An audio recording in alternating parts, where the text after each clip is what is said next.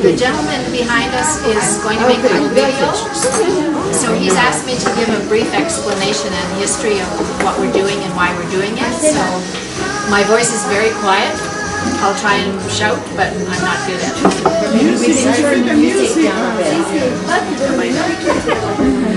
We love people. So I'm going to give you a little bit of history of how I found out about this. This in the United States is called the Mother Bear Project. And there's a woman in Minneapolis who has devoted the last 8 years of her life, that's all she's done, to getting women all over the world to make these teddy bears. And what she does is they all get shipped to Minneapolis, and the women in Minneapolis meet every morning, and they get together and they sew a little red heart on each one of these bears. I thought that was a lot of extra work, so I knitted my heart in. But anyway, then they gather these all up and they ship them to Africa. And for every single bear that arrives, she writes a handwritten thank you. She puts your name on a little tag. And these bears go over to Africa and they're donated to children who either have been orphaned by AIDS or themselves have AIDS because they were born to parents with AIDS. And for many of these kids, this is the only thing they own. Absolutely the only thing they own. So she has shipped 68,000 bears from women. The women in Iran sent her a box of 150 bears. Just a whole bunch of women in Iran got together, knitted the bears and shipped them to her. It's too much money to stuff them, so they sent them unstuffed, and the women in Minneapolis got together and stuffed all of the bears and they shipped them off. So I thought it was a really worthwhile project because it just uses up your scraps. You don't need to buy anything. You can make them as fancy or as plain. They can be one color. You can dress them. You can do whatever. And when I talked to Patricia about it, she said that would be a great idea for the kids in the orphanages here in Ecuador. Then we don't have any shipping costs.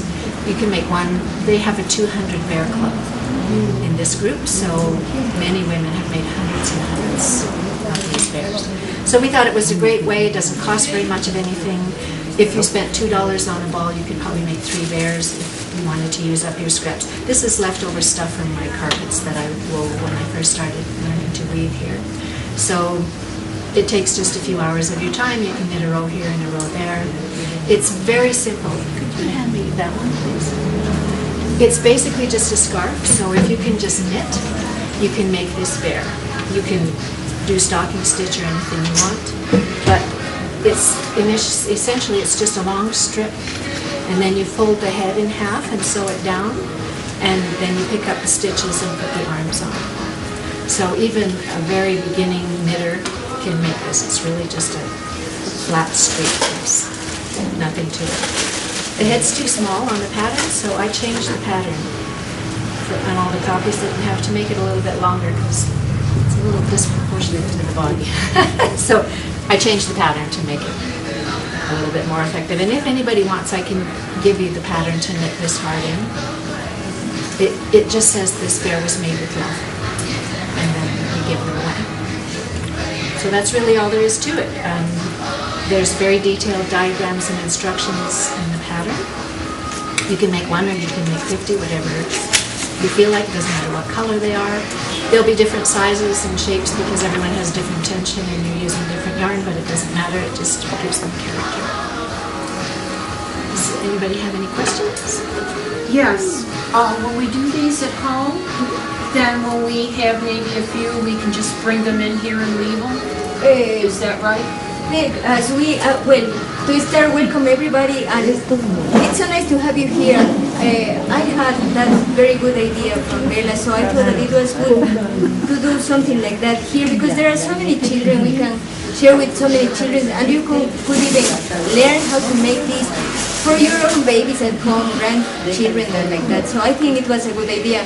And the good thing would be that we make like a group every week or like that, so we teach every time more people is part of our project. So that's a great So you meet every week and do this. And you can bring them here, and as we are so many ladies, maybe from here they will be the ones to give the idea. I know a group, I belong to a church, I go to the orphanage or something like that. So from here, I'm sure that you can use the idea with someone Right, I'm just wondering, you know, like, a week from now, 2 weeks from now, 3 weeks from now, what do you bring? We can think in November, for example.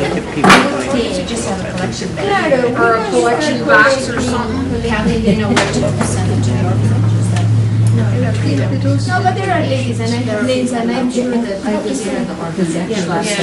estuvo Trisha, estuvo en el So we could just have a collection bag. Just leave a plastic bag, and when you have one, just drop it off. I have a car. It's two different ones.